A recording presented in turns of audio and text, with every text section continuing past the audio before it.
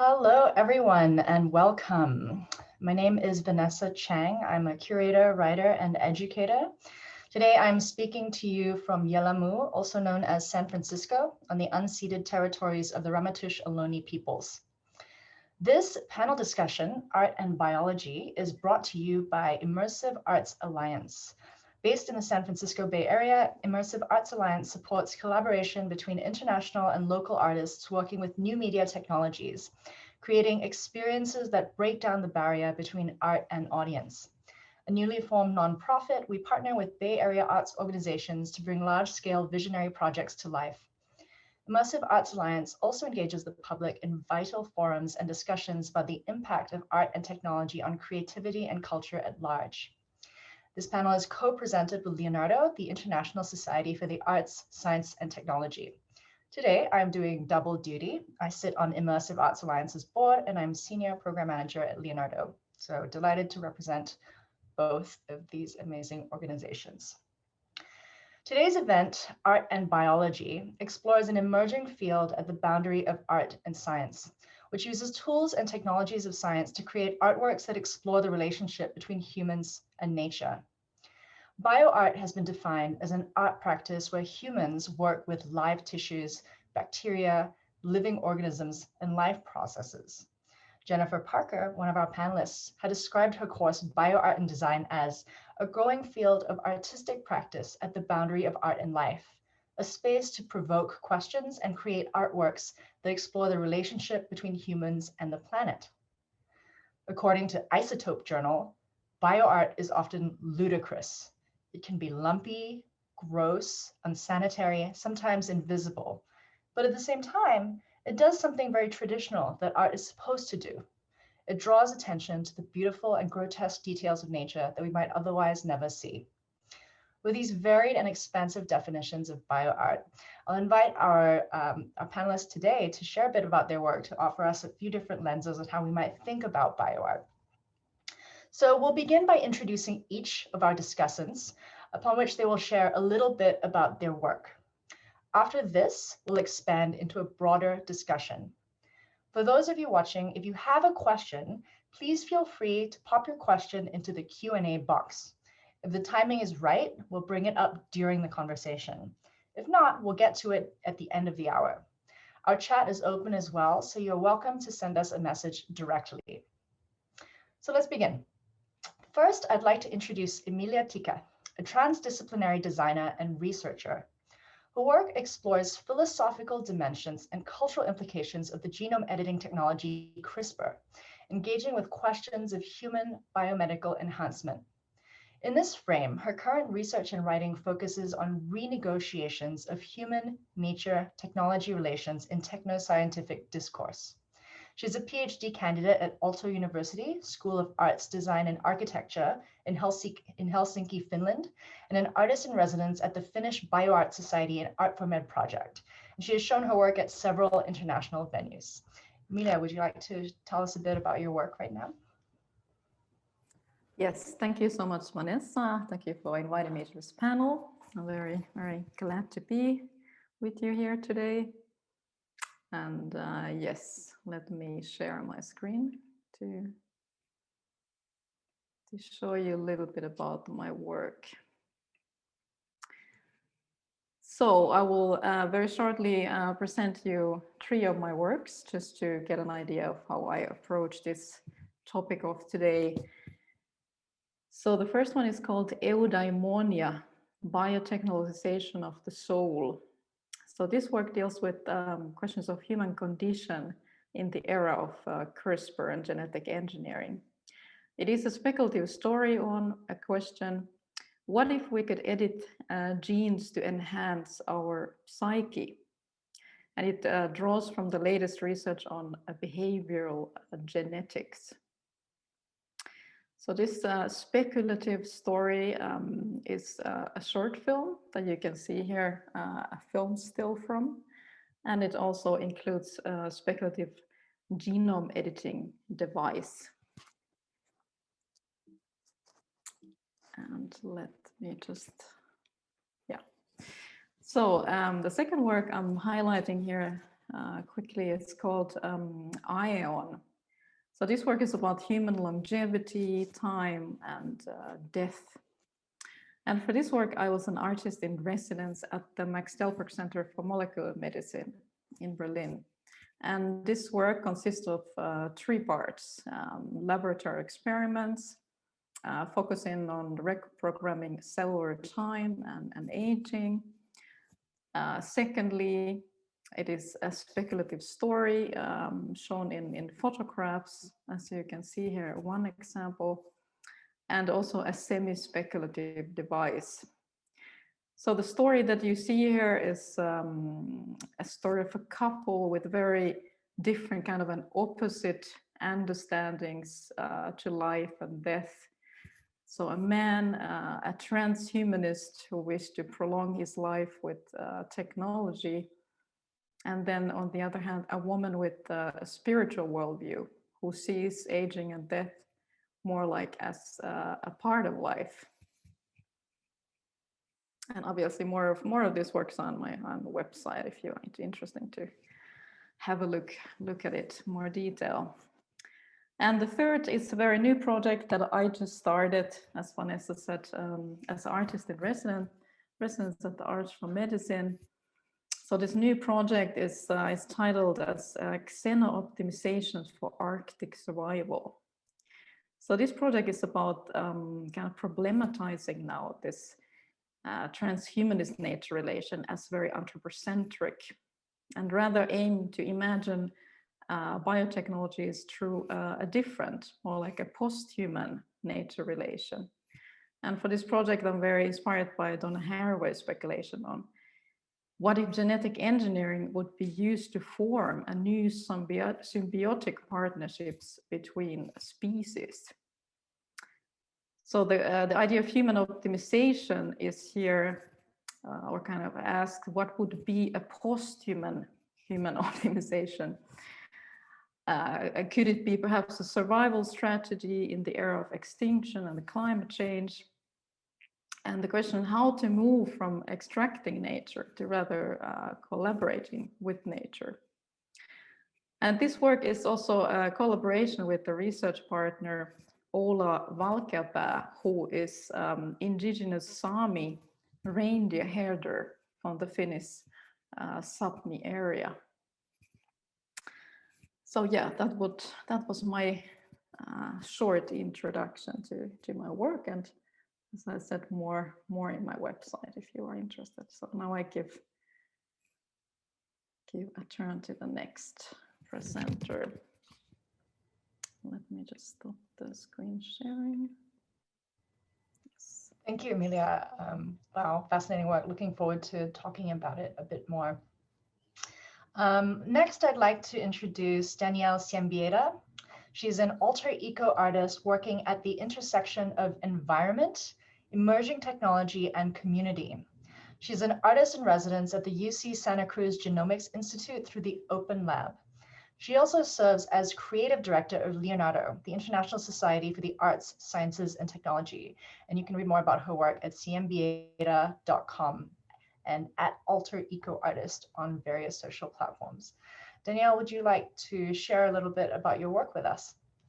Great, thanks, Vanessa. I'm gonna do a screen share of a project that actually really reminded me when Amelia was mentioning work around the post-human possibilities or post-human and Donna Haraway. I've done quite a few different BioArt projects in the past, but this really reminded me of that because of the speculative nature of what would happen to our environment when people no longer rule the earth, but we're really looking at the Planthropocene or the Anthropocene, and how do we actually think about ourselves after all of the different genetic editing that we've done, or hybridity that we've built with GMOs that we've eaten, and how is nature going to respond? How are other extraplanetary moments going to be responding to us during the post-human era that I think that is feeling more and more closer to where we're going than we've ever felt before. I'm not going to dive in too deep into this project because I actually want to spend most of my time talking about a project where I'm working with the UC Santa Cruz Open Lab, and something where Jennifer Parker is also a part of. Let me see if I can get this back up on the site. Here we go. Let me go back over here. And this is through this project that is my current focus in BioArt. It's an Instagram related project called Genome. And you can actually see how to connect to this Instagram through the Instagram handle Genome Art. But Genome is a Morpheus personality sharing speculative stories of transhumanism and genomics through these narratives, through art, augmented reality, through open GT networks, through looking at how we actually understand and translate a lot of the areas that BioArt and also the areas of genetic modification, genome research, where those different avenues moving towards, and then how do we actually translate that into a way that the common person can understand. It's actually a really complex field, but I'm trying to invite things around speculative nature, humor, science fiction, to really engage and connect with this. And really in doing that, I'm creating a lot of performative opportunities for artists and scientists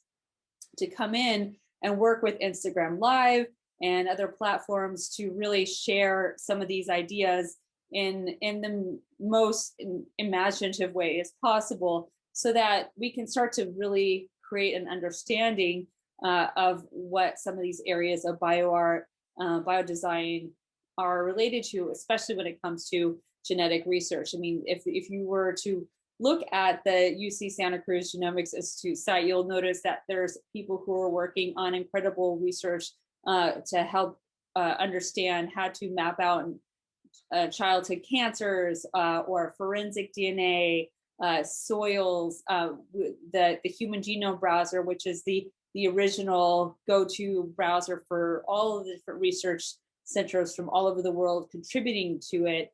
And then also the COVID browser, which really helped and assist us to where we were able to get the vaccine. Some of the areas that Amelia is focusing on, like CRISPR, these are different tracks that I'll be exploring over the year through Instagram.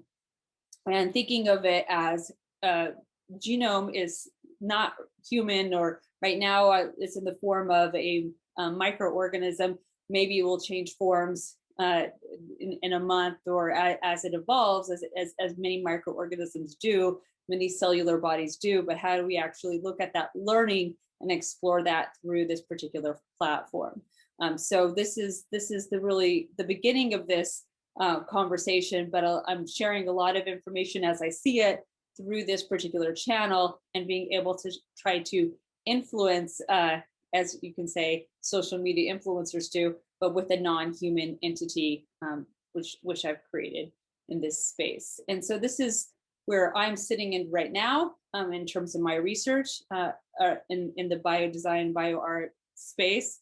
But there's a lot to navigate here, and a lot of people who are working in this area that are really interesting, and I'm hoping to illuminate as we move forward with this. So thank you. All right, thank you, Danielle.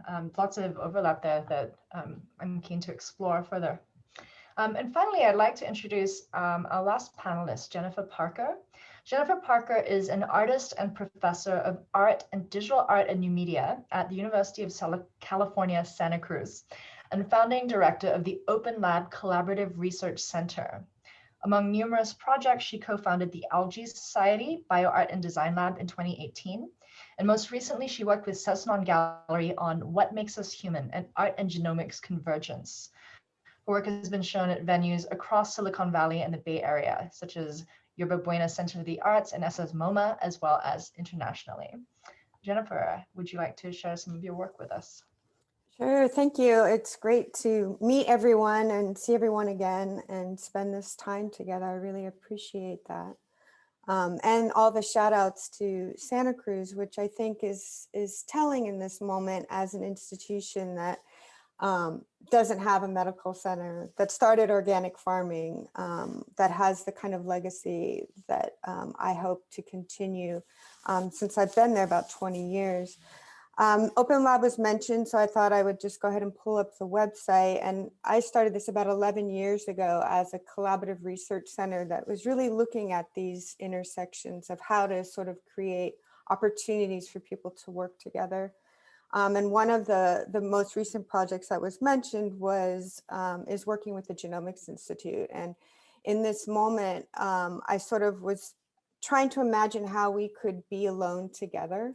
And I started this project called What Makes Us Human, and a lot of the research that Daniela brought up can be found here of what's going on between the ideas of research within the Genomics Institute, but then also in referencing different artists around the world and at UC Santa Cruz scholars in a different kind of framework. And for me, it was also important to sort of build an index of research that sort of gave a different perspective to how we look at the internet, and that, you know, we're all looking at these squares, and I became really interested in the orb as this idea that you couldn't see what's behind it.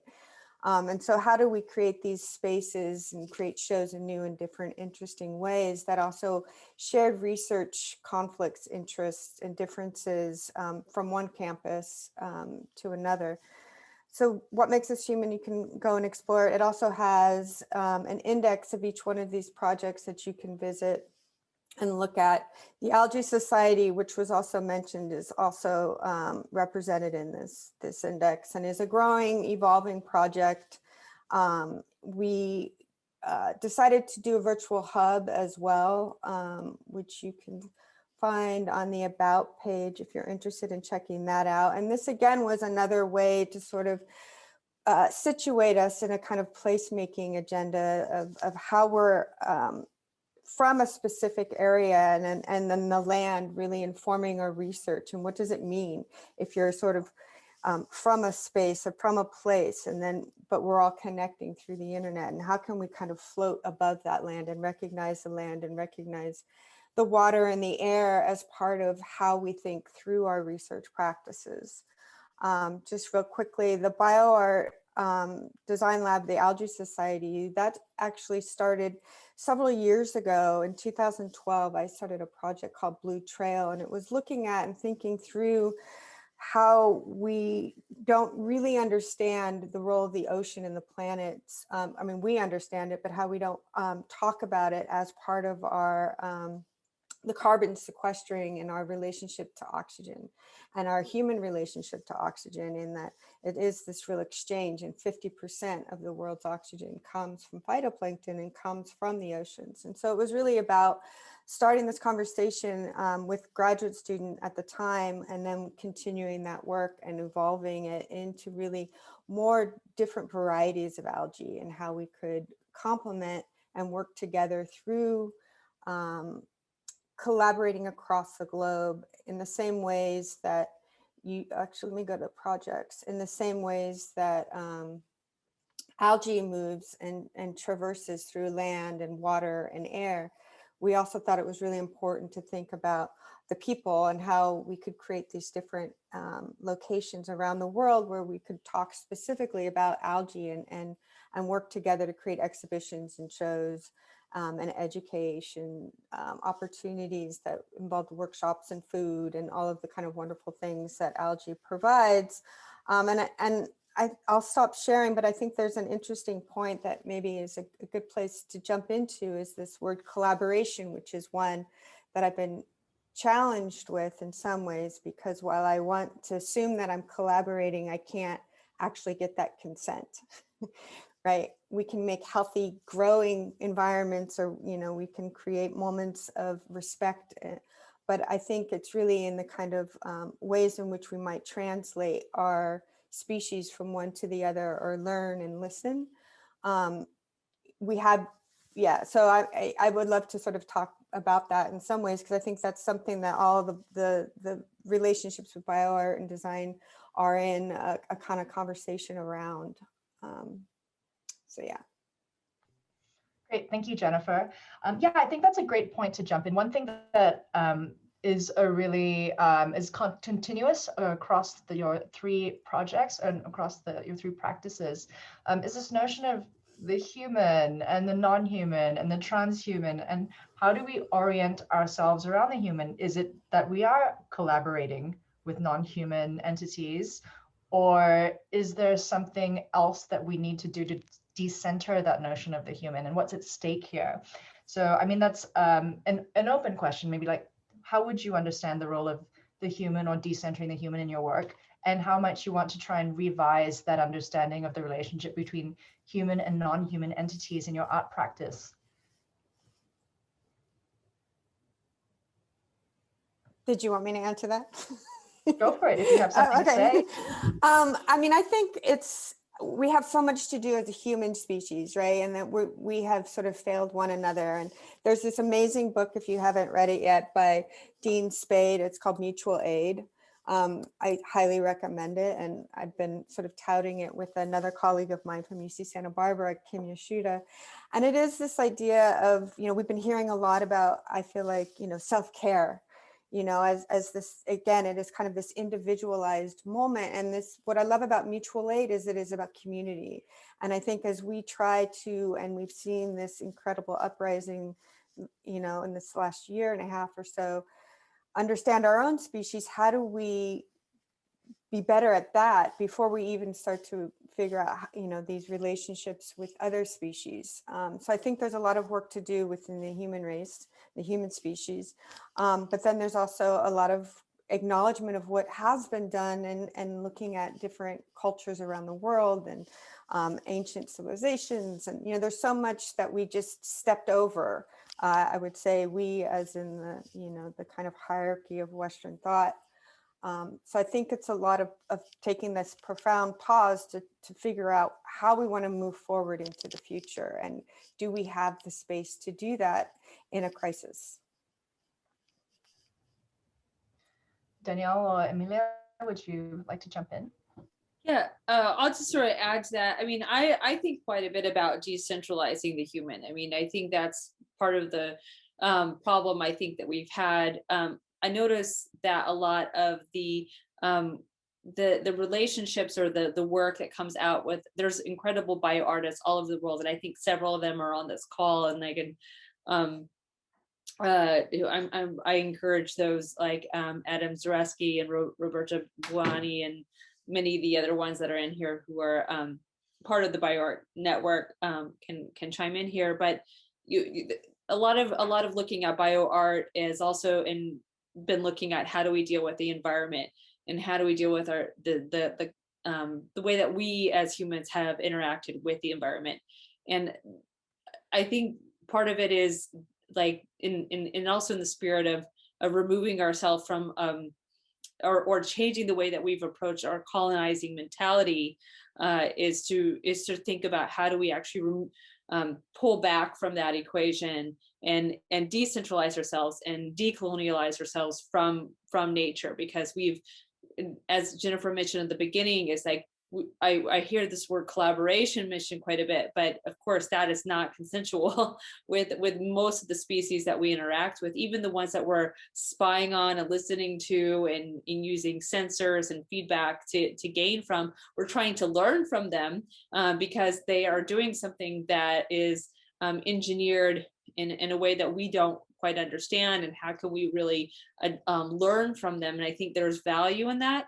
But it also is like there's this fine line about where do we go from there, and making sure that we are rethinking the way that we approach this in a way that is moving us away from us taking over or us applying our ways of life to other species. I think that's where we need to take a step back. Yeah, Emilia, you talk a bit about your work about post-human optimization, and this notion of symbiotic partnerships. How might this perspective lend to the discussion so far? Yeah, like especially in my the research right now, where I collaborate with someone who has this sort of like non-occidental understanding of nature, I think, and who lives in a kind of a, in his own words, symbiotic relationship with his reindeers. It's through this collaboration you can really set your nature relation from this modernist to something else, and try to imagine the biotechnologies or technologies in general through a different nature relation. I think this sort of like a symbiotic setting is a good way of, or sort of good entry to think nature differently in general. So I think for me it's really about like also listening to sort of different understanding of nature that is already present in our Western society, and through that open the sort of scientific discussions for different kind of voices. How do you think terms, and I mean, this is an open question for everyone, how do you think terms like the posthuman or the transhuman might help to support this practice of, if not collaboration, I mean, what would be the better word here that you would offer, and is it something that perhaps might serve as a larger model for, I mean, it seems like there's a little bit of traffic happening here between like how we conceive of human to human relationships in mutual aid networks and how we conceive of human to non-human relationships, as well as this kind of orientation of the decolonial, right? And what you say is the non-occidental perspective. So how can we move forward in navigating those different kind of maps of understanding, and how might something like the posthuman help us to do that? I think it's challenging because, human is already a problematic term, right? And people who had rights and human rights hasn't always been equally identified, and we're now getting to a place where we're women didn't have rights, and certain slaves and immigrants were sort of seen and titled differently, especially from North America.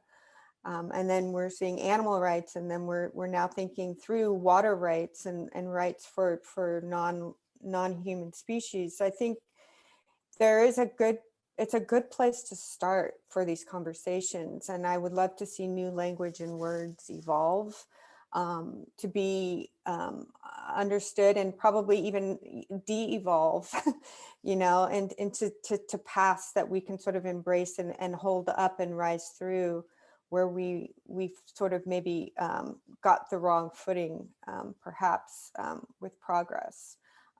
So, rolling back the tide a bit and sort of valuing other ways of doing and listening and learning. That takes a kind of sentient being that is uncomfortable and less predictable, perhaps. I like this word you said, Jennifer, the de-evolve, right? I think this is something that is something to look into and be curious about. And I've been racking my brain around how do we actually understand a way for the communities that our species is connecting with, our conversations that we have both online and offline, and then the conversations or ways of communicating that other species are having together. How do we find those common grounds and those commonalities, so we can actually look at doing something together, understanding each other more? And it is something that actually I'm beginning to work on with a new research initiative that Leonardo is putting forward. Is actually, how do you actually understand human and non-human conversations and connecting those threads? Because I think that's part of it, is that we're not able to ask directly, right? And we're inferring, and we're using our own language and our own dialect to make that interpretation. So there's a rethinking it or applying a new method of understanding that is pretty essential. And I think also connecting back to people before us, especially Western colonized cultures, how indigenous technologies, indigenous histories have really communicated and connected with the natural world for centuries. I think that's also part of understanding that ability, and that's part of that is like removing our own language and bias from that. What do you think, and I mean, this is another open question to everyone, then the role of art practice is in doing that work? Danielle, both you and Amelia use the language of speculation in your art practice. Is that bound up with this larger project of envisioning a future that maybe isn't so tethered to this desire for progress, which is in many ways also a kind of practice of colonization and domination? So how can art practice as speculation, or as another kind of articulation of the future, help with doing this work? Yeah, if I may start with that. For me, the speculation is really about sort of making the fixed idea of reality malleable, that we don't take this reality necessary for granted. Other futures, other presents are possible, but of course speculation is also about contesting hegemonies, like we talked about the nature relation. But in my practice with speculative design, it all comes down to storytelling and telling stories about different alternative realities that might be existing or in the future or in the past. But this, my current collaboration has really helped me to sort of also think beyond.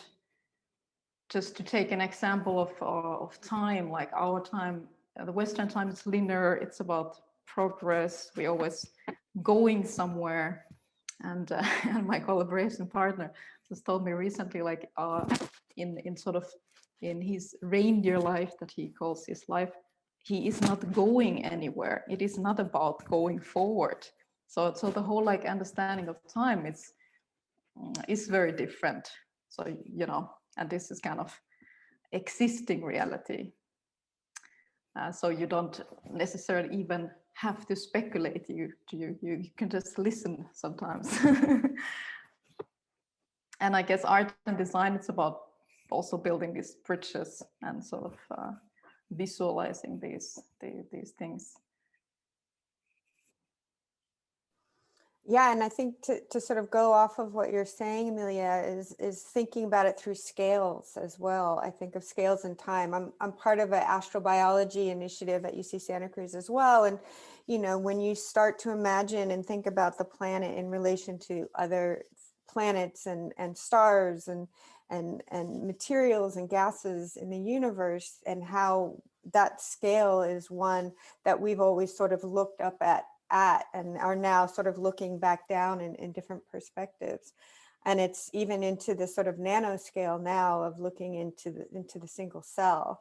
And so I feel like there's also this in speculation when we're seeing, people wanting to, cultivate, extract Mars for good, in terms of, the billionaires that are rushing up to space, and what are we doing, and is this an amazing exploration we've couched ourselves in? And I think art is a place to ask about the ethics of that and the values of that and the questions, but also to speculate what does it mean that's amazing, and what does it mean that's maybe not such a good idea, and what's it going to look like if we're growing things in atmospheres we don't really understand, and we've already done such a great job on this planet. So I think there's this moment of the word speculation is used a lot, and I think we're also thinking about this word confluence a lot with the Algae Society. And maybe that goes into sort of the symbiotic relationships as well, that you start to sort of see your role maybe as service to others and instead of extractor or explorer, but maybe like the reindeer herder, that you sort of stay within your space of that knowing. Does that make sense?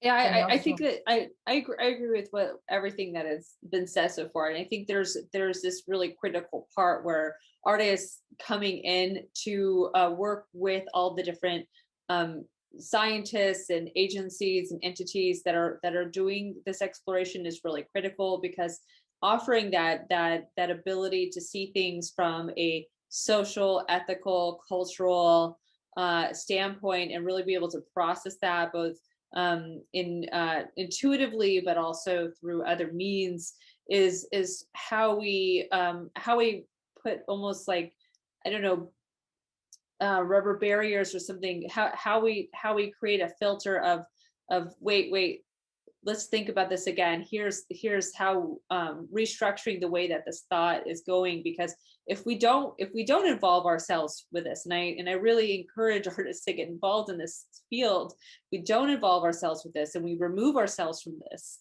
and we remove our the work, then somebody is going to continue on with that same methodology of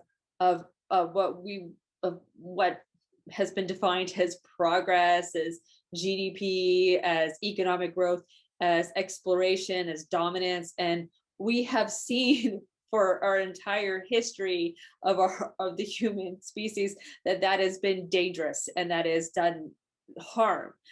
So this is where we were able to come in with that speculative ability and just say, wait a minute, okay, let's pull back here and really put ourselves at that table. So I'm interested too, what I'm hearing is a lot about the failures of the narratives of progress and dominance that have really defined modernity and indeed science. So in trying to decenter the human and do this kind of speculative practice, I wonder if any of you have thought more about what that would mean for a corollary like ethics or politics, right? Like how would we have to totally like shift the way we think about our ethical commitments or our political commitments or our social commitments in the light of this kind of work?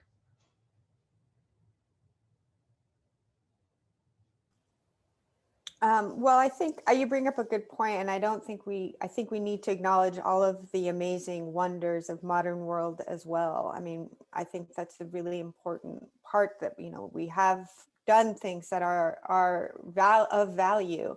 And I think it is sitting on the not so fun, you know, committees to make sure that there's a voice there and that you're part of looking for the questions that need to be answered, and not just looking to solve problems, but being there from the beginning to help ask questions about how to do things moving forward and how to really empower things through mutual respect for others, but also through, you know, giving voice to those that haven't had them, and see, like, well, how would you do it? Let's see what you would do, and sort of passing the power wand around so that there's many more ways of experiencing whatever culture. And I think, you know, Danielle brings up a good point where, you know, it is art at that table that changes the conversation. And whether you're sitting at the Genomics Institute or you're in HisCon or you're at the Feminist Studies, there's a way, I think, that we kind of are able to ask questions that maybe don't have answers or not, you know, ever been thought about, or we don't have the need from sciences to have specific outcomes. We get to be speculative in the what if moment. So I feel like that's an opportunity perhaps to acknowledge, like, what if we did this instead? Like, let's actually have that conversation. But you have to be at the table, and you have to go to the meetings, and you have to be often I'm the only one in these groups, you know, and embedding myself in different disciplines to bring that forward it's a kind of social practice that isn't very sexy.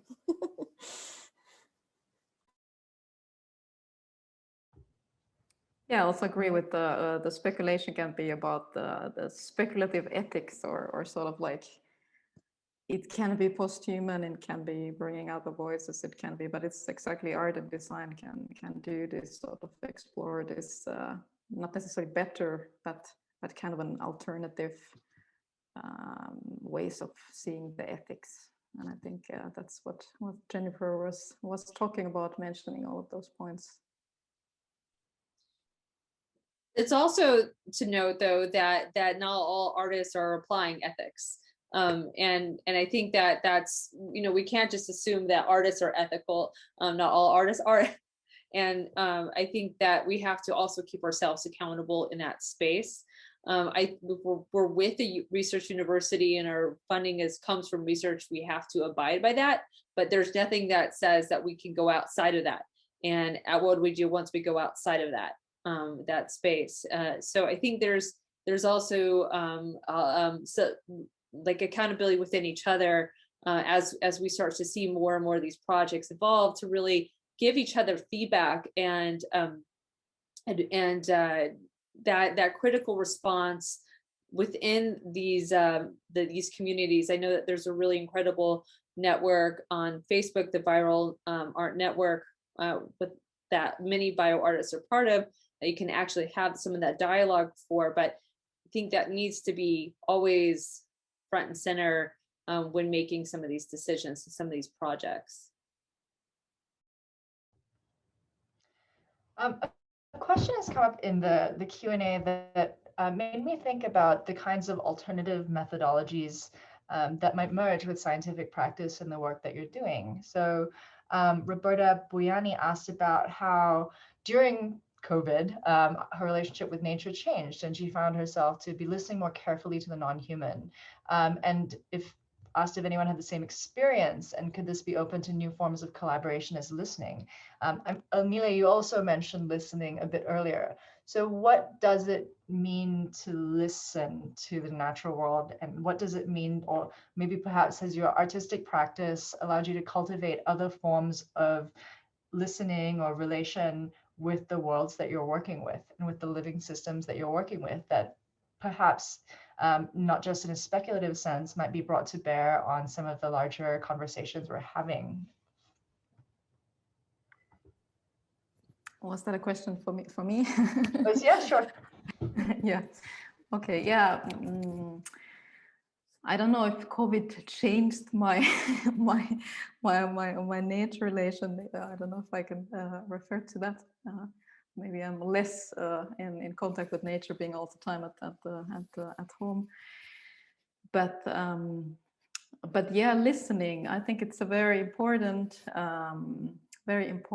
method, and also not that easy to do. And also I think it has to do with this collaboration issue, like how to collaborate in a good way. And yeah, that's also something that I'm learning right now with my current project, how to listen and how to sort of combine these voices in a collaborative manner. I can only say that is my current learning process. I cannot give you a ready tool for listening, but I think just to acknowledge that is a good start. Yeah, I mean, I think this sort of also this idea of being at home, I think listening to nature has also been important, but it's also, you know, to bring humor into it. It's been this year of, I can't hear you and you're muted. I can't hear you, you're muted, right? And I feel like there's this way that we actually have to spend more time trying to communicate through technology now that has created this space for listening. And I think it's true with ourselves.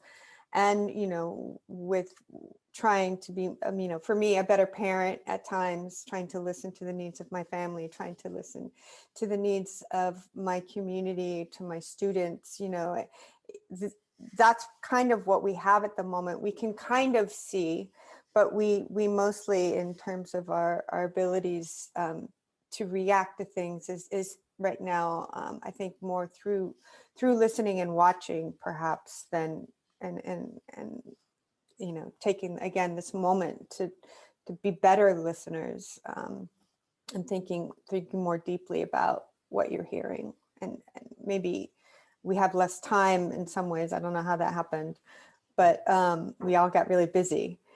But if we could take the time, I think time has to be part of this listening, that we don't often allow ourselves as a species to just sort of soak up.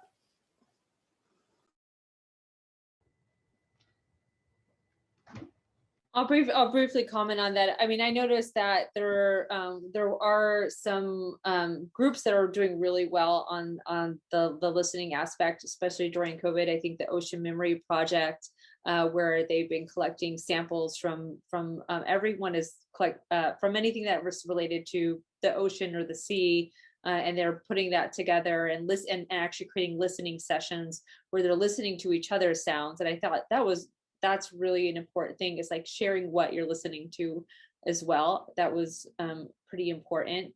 I think with what I'm trying to develop right now, with looking at these different community conversations, I'm thinking quite a bit about how do we listen to these non-human spaces, because there's data coming in, right, from deep sea oceanographers, people who are collecting information on sound waves, radio frequencies, vibrations, and then how do we then rethink about how do we listen on that level, and looking at high dimensional space and the different deep learning ways and machine learning ways that we can actually understand that high dimensional space, and bringing in those particular sounds and that sonification part.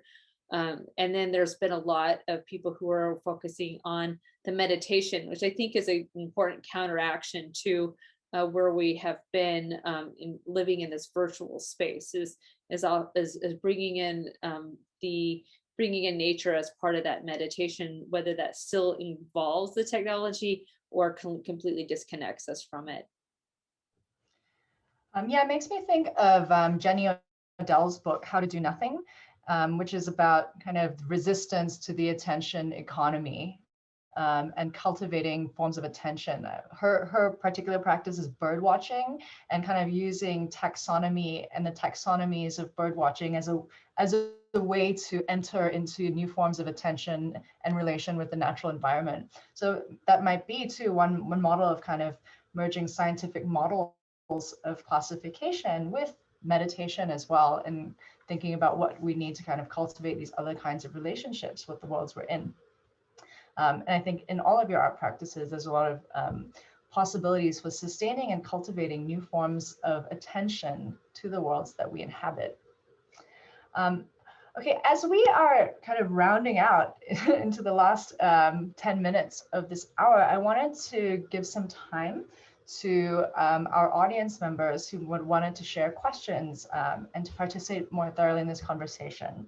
So if you haven't already, I invite you to submit questions either in the chat or the Q&A.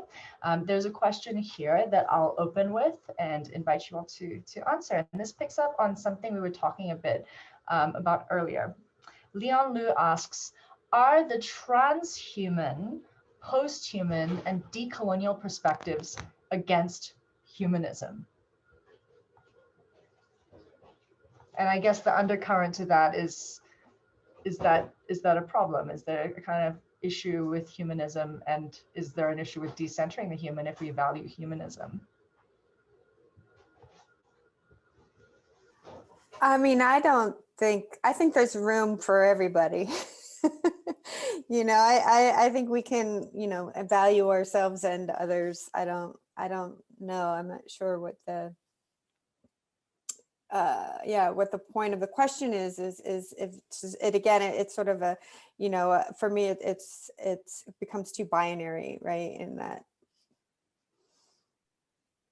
Yeah, I think for me it's comes really down to this question of the nature relation. I mean, obviously, I think I also agree that all of those different perspectives are welcomed and very interesting to discuss. But the problematic thing that I find with transhumanism, if you think about it as a sort of like extreme naturalistic view on nature, that it includes this sort of like a human mastery over nature, that it's always about like human controlling nature only for human ends. But of course, it doesn't mean about forgetting the human. You know, there's also we also have to appreciate the good side of the humanism. So I guess it's a kind of a navigation between these different perspectives. But for my critique is particularly of this dualistic human mastery over nature that I sort of criticize in transhumanism, or extreme naturalistic idea of humanism. I don't think we're anytime soon going to really disconnect ourselves from that mindset, at least not in the near future. But I think what's happening is that we need to realize that the centuries of us really writing about how we're the top of the animal kingdom, or that we're we're dominating, sorry, the food chain or whatever, all of those aspects and structures we've done systematically have also endangered all these species. And I can see there's a call coming in, so I'm gonna mute myself and let the experts. It's timely because technology, like nature, never quite behaves right when you want it to. Yeah, I think that this narrative is an important one, right? Like how do we sustain what's good about humanity, but also kind of acknowledge that there's been extraordinary destruction when we only center the human. Tom Zimmerman asked a question about how artists advance the science, not just ethically, but in the sense of actually the technical scientific part. For example, he says you can imagine the visual abilities of artists contributing to the visualization of data to see and uncover biomechanisms. So might any of you want to comment on how in your own practice, or perhaps in your larger understanding of art and biology, how artists might have actually advanced that scientific practice? Well, the Open Lab has a data visualization collective actually that just started this quarter, and it was this idea of having an intersectional group of people come together and do data visualizations. And I think a lot of new perspectives happened for the scientists as they were visualizing their data in completely different ways, and through those conversations with the artists and the woman who was running the collective.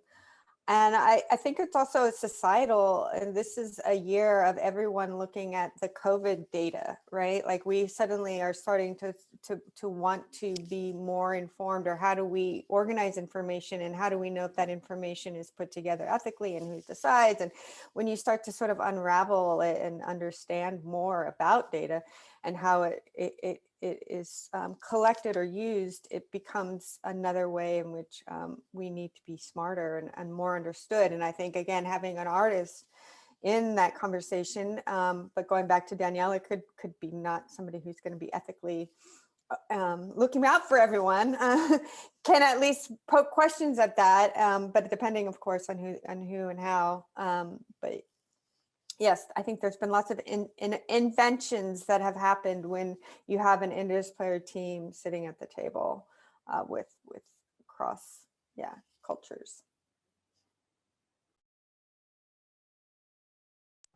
Yeah, I do think there are some really interesting breakthroughs, and I'm trying to remember his name. I feel like somewhere in the Midwest. I want to say last name is Brown. So if any of you remembers his first name in the audience.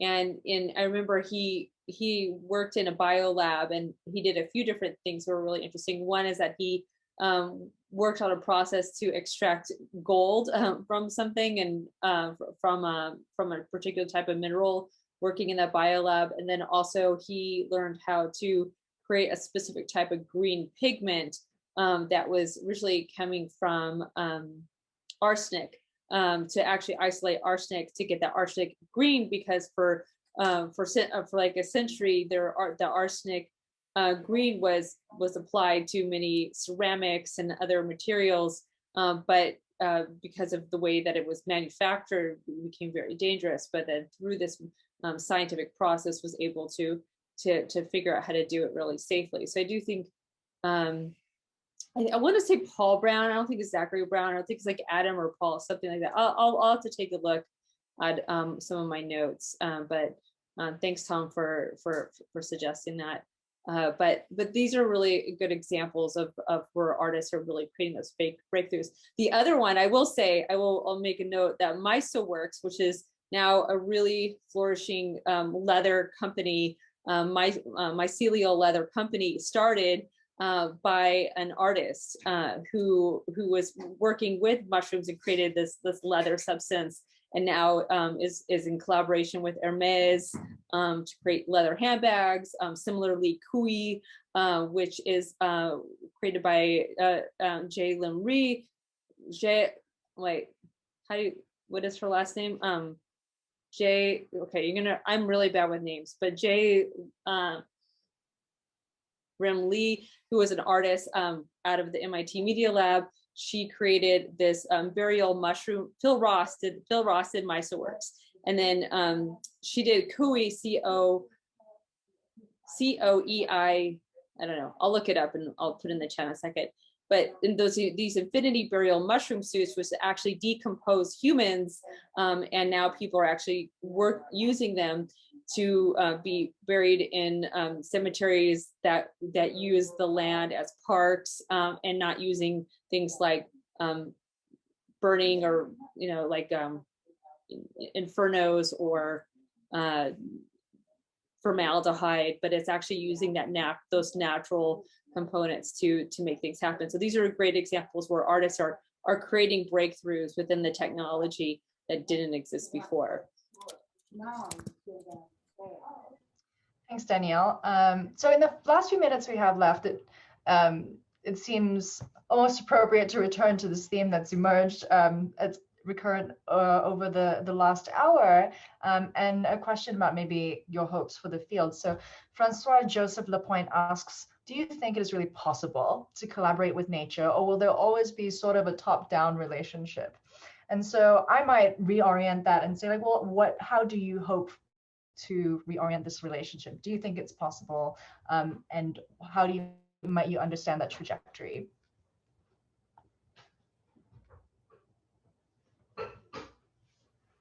Well, yeah, I don't know if it is possible, but I think it is already the first step if we start thinking differently. So that might then lead into the right direction. So I'm already kind of happy with that if my work or somebody else's work manages that to sort of change the perspective. But I couldn't say if it is going to be 100% sure possible to truly collaborate with nature. There is, of course, because we are humans, we look at it from the human perspective. But yeah, I guess I'm trying to do the first step, sort of shifting the perspective in the design.